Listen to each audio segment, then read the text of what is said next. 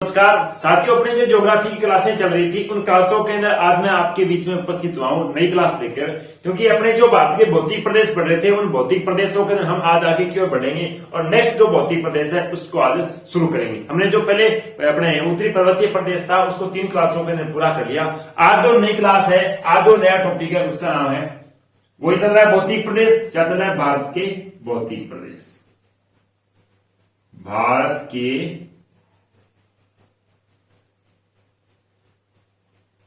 भौतिक प्रदेश। इस भौतिक प्रदेश में आज जो टॉपिक शुरू करेंगे उस टॉपिक का नाम है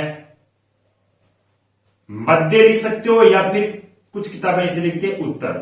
उत्तर का विशाल क्या बेटा?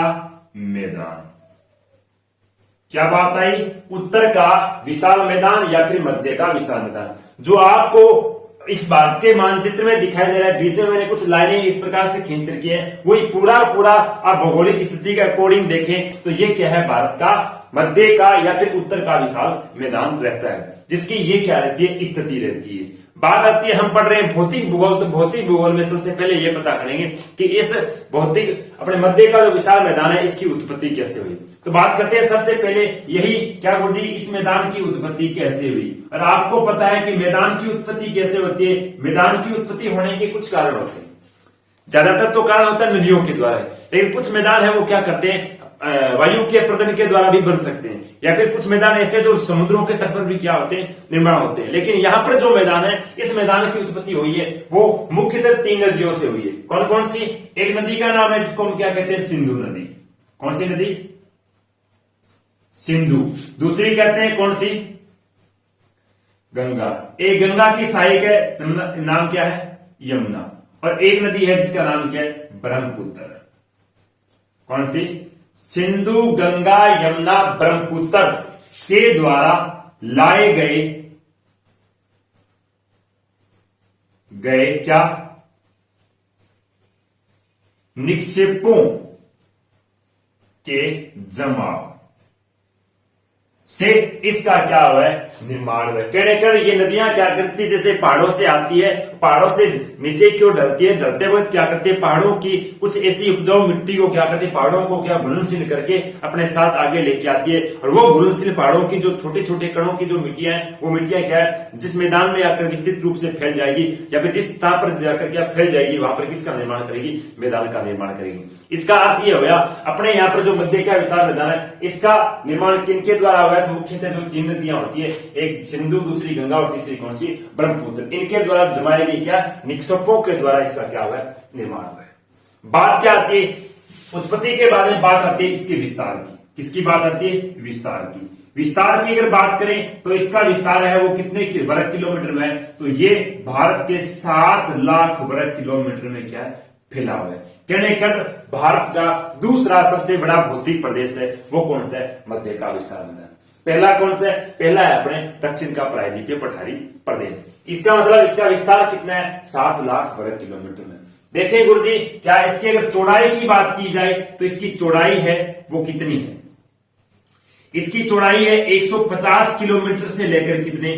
300 किलोमीटर तक इसकी क्या रहती है? औसतन चौड़ाई मापी जाती है।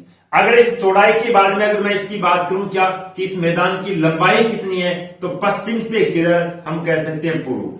पश्चिम से पूर्व की ओर इस मैदान की लंबाई रहती है वो कितनी है? 3200 किलोमीटर। कितने किलोमीटर? 3200 किलोमीटर। अगर बात की जाए इसके बाद में क्या सर, इस मैदान की समुद्र तल से, क्या बात बताई? समुद्र तल से अगर ऊंचाई की बात की जाए तो इस मैदान की समुद्र तल से ऊंचाई रहती है वो रहती है कितनी? 240 मीटर। कितनी है? 240 मीटर इस मैदान की क्या है? समुद्र तल से ऊंचाई। अगर बात की जाए इस मैदान की क्या गहराई की बात की जाए, क्या की जाए? गहराई की बात की जाए तो कहते हैं इसकी 640 मीटर क्या है? इसकी गहराई है। ये किलोमीटर है, ये क्या है? गहराई है, जो किसमें मापी गई है? मीटर के अंदर मापी गई।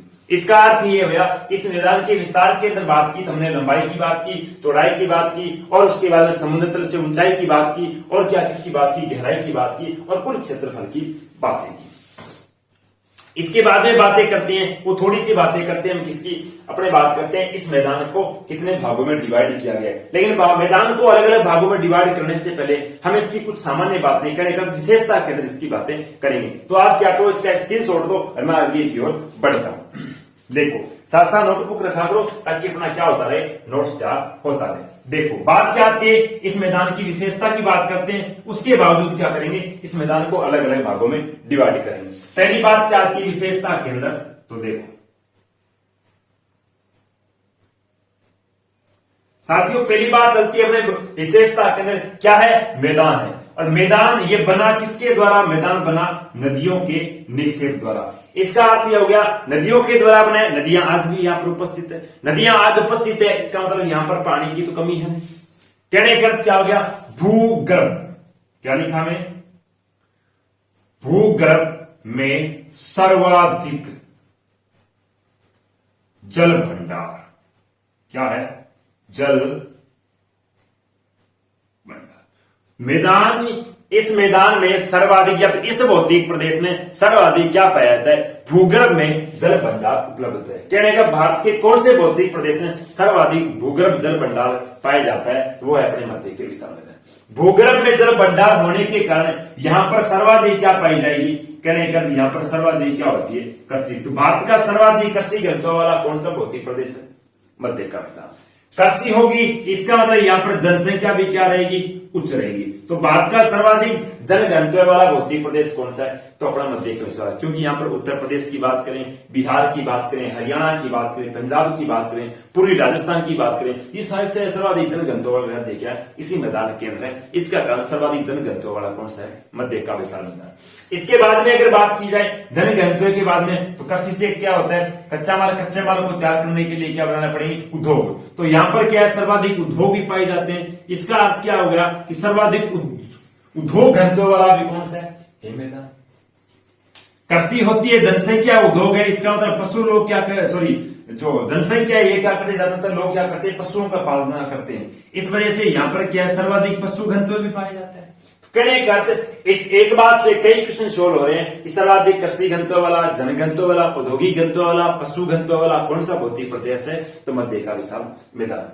और अगर एक विशेषता की बात की जाए तो क्या, भारत का, क्या लिखा, भारत का सबसे बड़ा, क्या लिखा, भारत का सबसे बड़ा मरुस्थल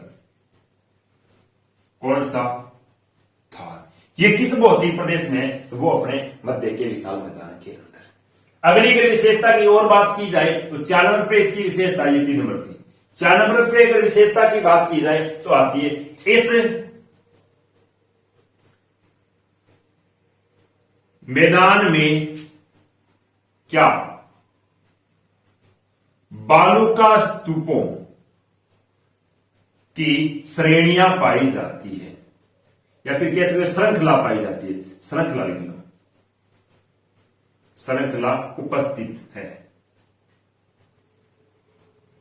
श्रृंखला किसे कहते हैं, श्रृंखला होती है ज्यादातर पर्वतों की, पहाड़ियों की। इस प्रकार से क्या पहाड़ियां बनी होती है, ये पहाड़ियों की क्या होगी, एक श्रृंखला होगी। लेकिन इस मैदान के अंदर पहाड़ियों की श्रृंखला तो नहीं है थोड़ी बहुत, लेकिन क्या है, अगर बालू का स्तूप का अर्थ हो गया रेत के टिल्लों की यहां पर क्या पाई जाती है, श्रृंखलाएं पाई जाती है। इसके बाद में अगर बात की जाए पांचवी विशेषता के अंदर, पांचवी विशेषता क्या आती है, इस मैदान के जो वनस्पति पाई जाती है वो कौन सी वनस्पति है, तो यहां पर वनस्पति पाई जाती है उष्ण कटिबंधीय क्या, पतझड़, पतझड़ वनस्पति। उष्ण कटिबंधीय पतझड़ वनस्पति या पतझड़ वन कौन से भौतिक प्रदेश में पाए जाते हैं, अपने मध्य के विशाल के अंदर। ये कुछ ऐसी जो अपने क्या है एग्जाम पॉइंट ऑफ व्यू से कुछ ऐसी विशेषताएं थी जिसकी हमने चर्चा की। इसके बाद में अगर आगे की बात करते हैं तो बात आती है क्या, कि मध्य के विशाल मैदान को कितने भागों में डिवाइड किया गया। तो मध्य के विशाल मैदान को 2 प्रकार से अलग अलग भागों में डिवाइड किया गया। हम पहला प्रकार पढ़ेंगे, वो प्रकार क्या पढ़ेंगे कि भौगोलिक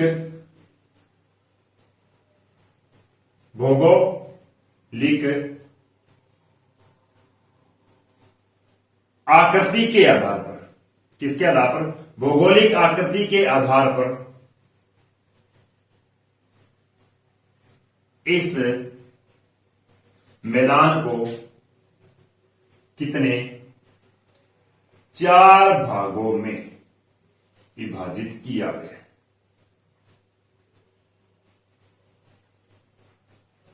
कितने भागों में विभाजित किया गया? 4 भागों में विभाजित किया गया। कौन कौन सा? तो पहला रहता है अपना, जिसे हम क्या कहते हैं? पहले को कहते हैं हम भाबर।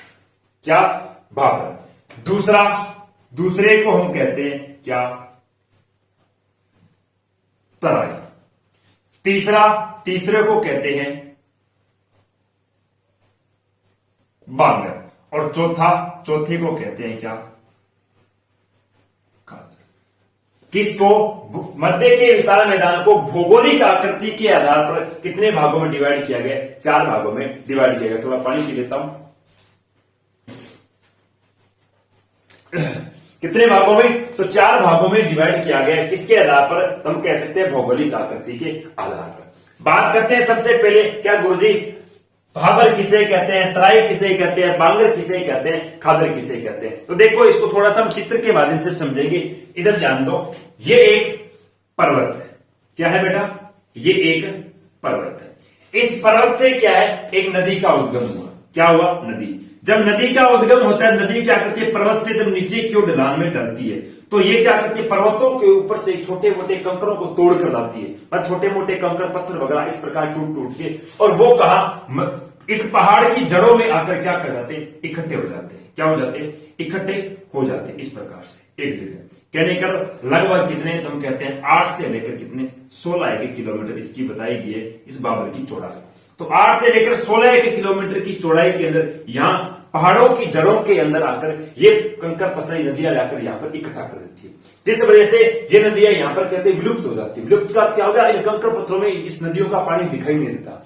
इस कारण यहां पर कंकर पत्थर के द्वारा बने इस क्या है? कह सकते हो मैदान को, या बने इस क्या है? समुद्री नुमा इस क्या है? स्थल भूमि को क्या कहा जाता है? इसको कहा जाता है भाबर। क्या कहा जाता है? भाबर। इसके बाद में की अगर बात की जाए तो यहां से नदियां क्या करती है? आगे की ओर।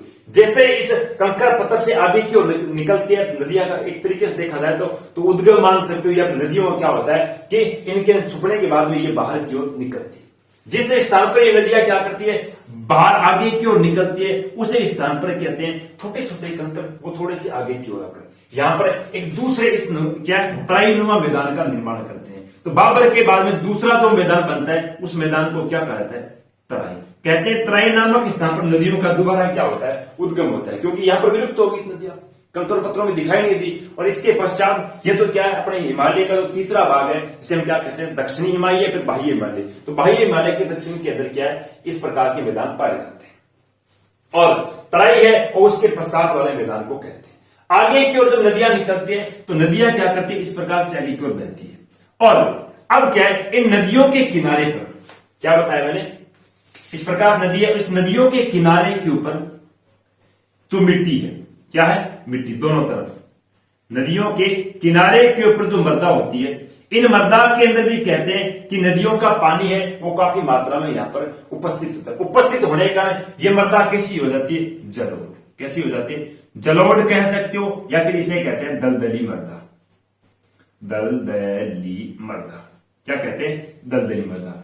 जिस ये मृदा एक उदाहरण के तौर पे देखे जाए, ये मृदा न तो इस स्थान से हिलती है, न यहाँ पर कोई नई मृदा आती, क्योंकि ये तो नदियों के क्या है? बाहर के तटों पर, किनारों पर है, किनारों पर नदियां। लेकिन यहाँ पर क्या हो गया? यहाँ पर सिस्टम है, नदियों के पानी की वजह से ये इस मृदा में पानी की उपस्थिति अधिक मात्रा में रहती है। अधिक मात्रा में रहने के कारण ये मृदा कैसी हो जाती है? जलोढ़ या फिर दलदली। लेकिन ये मृदा प्राचीन समय से अपने निश्चित स्थान पर ही है, इस वजह से इस मृदा को क्या कहते हैं? प्राचीन मृदा। क्या कहते हैं? प्राचीन। और इस प्राचीन मृदा को ही गुरुजी क्या कहा जाता है? प्राचीन मृदा को कहा जाता है बांगर। क्या कहा जाता है? बांगर। जलोढ़ दलदली प्राचीन मृदा को क्या कहा जाता है? बांगर मृदा। ये नदियों के किनारों पर उपस्थित होती है। इन बांगर मृदा पर कभी भी बाढ़ की स्थिति नहीं होती। कहने कर इस मृदा पर बाढ़ आता ही नहीं। क्यों? ये तो क्या काफी ऊंचाई पर होती है, जिस स्थान पर पानी पहुंचने की कोई संभावना ही नहीं होती। इसके बाद में बात करते हैं आगे की ओर। आगे की ओर करते हैं तो यहां से कुछ जो ऐसे जो मिट्टी के कण है या फिर कटाव कर करके अपर्दन के माध्यम से नदियां क्या करती है, इस यहाँ की कोई मृदा इस मृदा को कटाव करके नदियों ने क्या कर दिया, यहां पर क्या कर दिया, इनका फैलाव कर दिया। क्या कर दिया, फैलाव कर दिया। और कहां से, इन किनारों पे या फिर कुछ पर्वतों की मिट्टी थी। इस प्रकार से ये नदियां क्या करती है, कुछ अन्य स्थानों की मृदा को कुछ अन्य स्थानों पर जाकर क्या करती है, उनका विस्तृत फैलाव कर देती है। तो ये मृदा यहाँ इस स्थान के लिए क्या होगी, इस स्थान के लिए क्या होगी, नवीन होगी। क्या होगी, नवीन। और इस नवीन मृदा को क्या कहा जाता है, खादर कहा जाता है। क्या कहा जाता है, खादर कहा जाता है, जो कृषि के लिए सर्वाधिक क्या मानी जाती है, पालनहार, या फिर इसे क्या कह सकते हो, कृषि के लिए सर्वाधिक उपजाऊ मृदा भी मानी जाती है। ये 4 प्रकार थे। इनका अगर क्रम पूछा जाए तो आप ऐसे कह सकते हो कि किधर से नदियों के अंतिम स्थान से लेकर हम किसकी तरफ देखें, नदियों के उद्गम स्थान की तरफ देखें, तो इस मैदानों का क्रम क्या रहता है, यह रहता है खादर, बांगर, तराई और भाबर। अगर उद्गम स्थान से समाप्ति स्थल की तरफ देखें तो कहता रहता है बाबर, तराई, बांगर और खादर। ये थे नदियों की इस मैदान की कह सकते हैं भौगोलिक आकृति के आधार पर इस मैदान को कितने भागों में डिवाइड किया, 4 भागों में। आगे की ओर बढ़ते हैं और बात आती है क्या कि इस मैदानों को और कोई अन्य विभागों में विभाजित किया गया है क्या। तो नदियों के फैलाव के आधार पर इस मैदान को मुख्यतः 2 भागों में डिवाइड किया गया है। कितने भागों में, 2। इसके आधार पर नदियों के उद्गम स्थान के फैलाव स्थान, नदियों के फैलाव के आधार पर एक, जिसे हम क्या कहते हैं, पश्चिम का मैदान। क्या कहते हैं, पश्चिम का मैदान। दूसरा, जिसे हम क्या कहते हैं, दूसरे को कहते हैं पूर्वी का मैदान।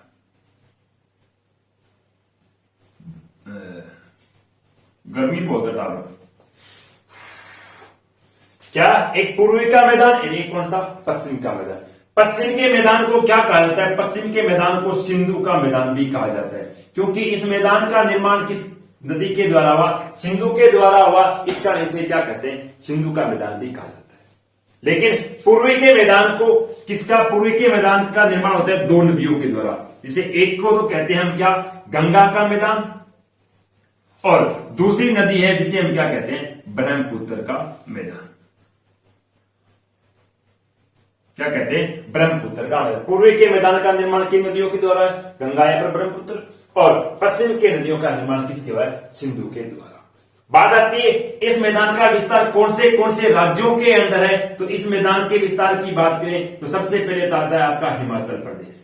कौन सा, हिमाचल प्रदेश। हिमाचल के नीचे देखोगे तो क्या आएगा, पंजाब। पंजाब के नीचे देखोगे तो क्या आएगा, हरियाणा। क्या आएगा, हरियाणा। और हरियाणा के बाद में आएगा थार का मरुस्थल। थार लिख दो या फिर पश्चिमी राजस्थान भी लिख सकते हो, पश्चिमी राजस्थान,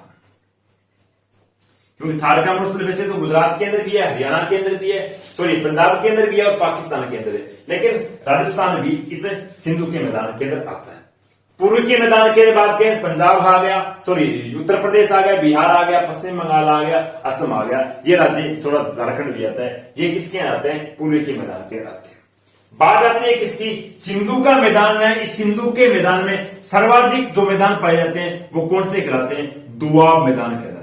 क्या कहलाते हैं, दुआब। कहने सिंधु या पश्चिम के मैदान में सर्वाधिक किसका विस्तार है, दुआबों का विस्तार। दुआबों का अर्थ हो गया कि 2 नदियों के बीच स्थान को क्या कहा जाता है, दुआब कहा जाता है। 3 नदियों के बीच स्थान को त्रिआब, और 4 नदियों के बीच स्थान को चतुराब। इसी प्रकार से 5 नदियों के मैदान को क्या कहा जाता है, पंजाब। तो कहने का यहां पर सर्वाधिक सिंधु के मैदान में किसका विस्तार है, तो दुआबों का विस्तार सर्वाधिक है। देखेंगे पहले तो देखो, बात आती है सिंधु की, इसका स्क्रीनशॉट ले लिया आपने, तो आगे की ओर बढ़ता हूं।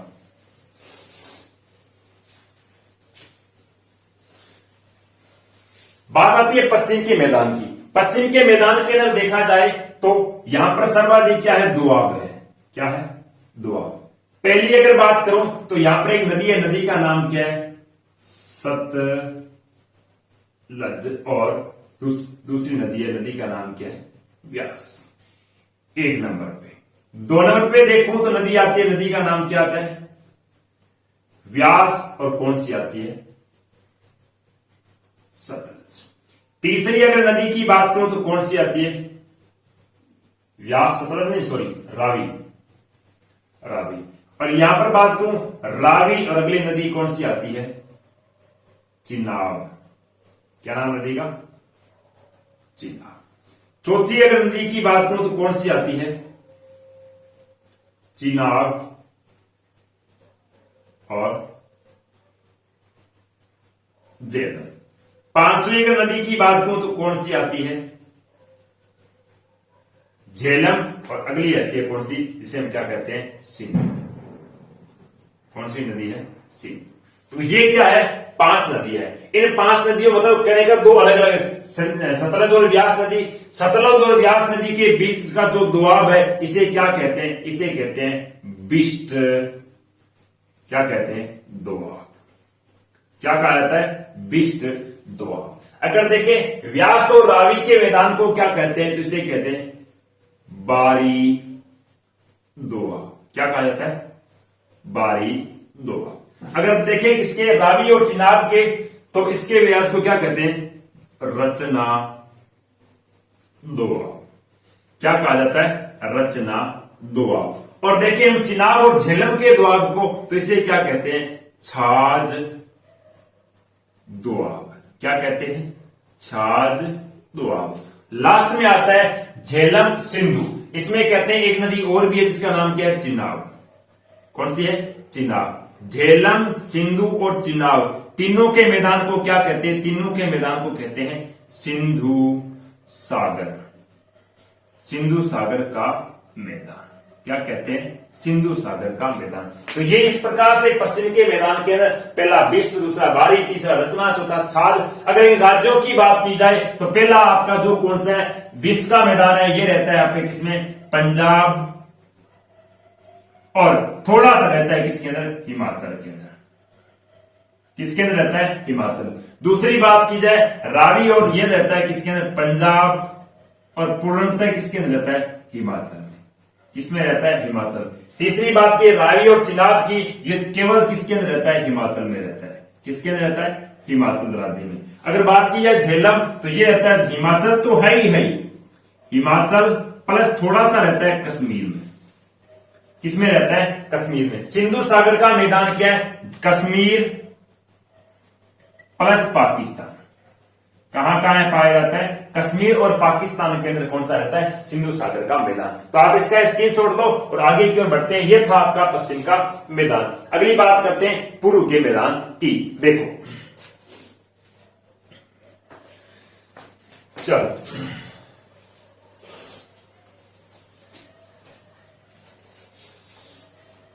बात करते हैं सबसे पहले पूर्व का मैदान है। पूर्व के मैदान के अंदर बात करते हैं किसकी? हम करते हैं गंगा के मैदान की। किसकी बात करते हैं? गंगा के मैदान की। गंगा का मैदान। गंगा के मैदान को गंगा के आधार पर कितने भागों में बांटा गया? 3 भागों में बांटा गया। कितने भागों में? 3 भागों में। अगर हम सबसे पहले देखेंगे तो कहां से? हम कहते हैं हरिद्वार। कहां से? हरिद्वार से लेकर कहां गुरुजी? बात आती है इलाहाबाद। कहां तक? हरिद्वार से लेकर इलाहाबाद तक गंगा के मैदान को क्या कहा जाता है? उत्तरी गंगा का मैदान। क्या कहा जाता है? उत्तरी गंगा का मैदान। और उसके बाद में बात आती है कहां से? बात आती है इलाहाबाद। किसके बाद में? इलाहाबाद। इलाहाबाद से लेकर कहां तक? तो बात आती है फरक्का बांध तक। कहां तक? फरक्का बांध पश्चिम बंगाल में। इलाहाबाद से लेकर फरक्का बांध तक के मैदान को क्या कहते हैं? मध्य गंगा का मैदान। क्या कहा जाता है? मध्य गंगा का मैदान। अगर हम बात करें तीसरे नंबर पर तो बात आती है किसके?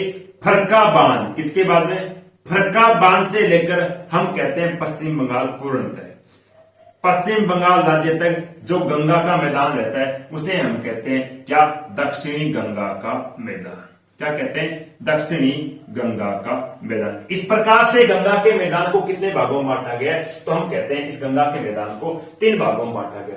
इस मैदान की जो ढाल रहती है, कहने का ढलान, इस मैदान की ढलान, इस मैदान की जो ढलान है किस दिशा से किस दिशा की ओर है? तो इस मैदान की ढलान है उत्तर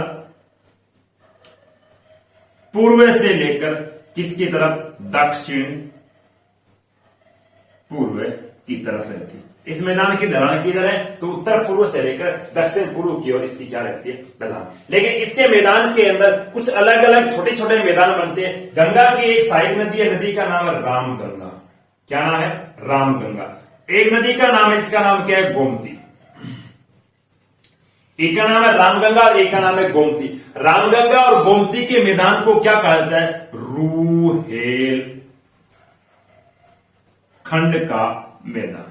क्या कहा जाता है, खंड का मैदान। कहने का रामगंगा और गोमती के मैदान को क्या कहा जाता है, रुहेल खंड का मैदान, जो कहां है, उत्तर प्रदेश राज्य के अंदर उपस्थित है।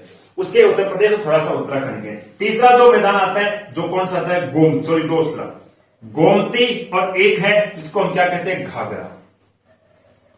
गोमती और घाघरा के मैदान को कहा जाता है अवध का मैदान। अवध का मैदान कौन सा गुरु जी, तो गोमती और किसका, घाघरा के मैदान को अवध का मैदान कहते हैं। यह है आपका गंगा का मैदान। लास्ट जो बात बची है वो बची अपने ब्रह्मपुत्र के मैदान की। इसका स्क्रीनशॉट ले लो, आगे की ओर बढ़ता हूं। देखो बात आती है किसके ऊपर, बात आती है अपने लास्ट ब्रह्मपुत्र के मैदान, जो गंगा का पूर्व मैदान की दूसरी बात आती है, ब्रह्मपुत्र का मैदान। इस ब्रह्मपुत्र के मैदान की अगर लंबाई की बात की जाए तो इस मैदान की लंबाई है 620 किलोमीटर। कितने किलोमीटर, 620 किलोमीटर, जो अलग से है। लेकिन इसकी चौड़ाई की बात की जाए तो इसकी चौड़ाई बहुत ही कम है, जो आपको दिखाई दे रही है। ये देखो, लास्ट वाला मैदान है, इसे हम क्या कहते हैं, ब्रह्मपुत्र का मैदान। चौड़ाई इसकी बहुत ही कम है, कहते हैं मात्र 50 से लेकर गुरुजी कितने 100 किलोमीटर लगभग है। ये बातें इसकी सही भी नहीं होगी शायद, क्यों अलग अलग किताब इसकी अलग अलग मिलती है। चौड़ाई की बातें हम कम ही याद रखना। बात आती है इसके बाद में क्या, इस मैदान का विस्तार कहां का है, तो इस मैदान का मुख्यतः विस्तार आप एक ही राज्य में बताना, राज्य का नाम क्या है, असम। और कहां से कहां तक, तो यहां पर रहती है एक स्थान है जिसका नाम क्या है, सदिया। क्या नाम है, सदिया। सदिया से लेकर कौन से स्थान पर, धुबरी। कौन से स्थान है, सदिया से लेकर धुबरी के मध्य लगभग 620 किलोमीटर में सदिया भी एक स्थान है, धुबरी भी एक स्थान है। इन दोनों के मध्य लगभग कितने 620 किलोमीटर के मध्य इस मैदान का क्या हुआ है, निर्माण। इसी मैदान पर विश्व का सबसे बड़ा एक नदीय द्वीप बना हुआ है। क्या बना हुआ है, विश्व का सबसे बड़ा एक नदीय द्वीप। इस नदीय द्वीप का नाम क्या है, इस नदीय द्वीप का नाम है मांझूली। क्या नाम है, मांझूली द्वीप, जो विश्व का सबसे बड़ा नदीय द्वीप है। जो कौन से मैदान में है, हम कहते हैं ब्रह्मपुत्र के मैदान। कौन से राज्य में है, तो राज्य का नाम आता है असम राज्य में। किस राज्य में, असम। अगर नदी की बात आए तो कौन सा है, ब्रह्मपुत्र नदी। तो ये था आपका मध्य का विशाल मैदान, जिसको मैंने आपको विस्तृत पूरी व्याख्या के अंदर समझाया। और अगली बातें हम अगले टॉपिक पर करेंगे। इसके लिए आज इतना ही। तो इस वीडियो को लाइक और शेयर करें।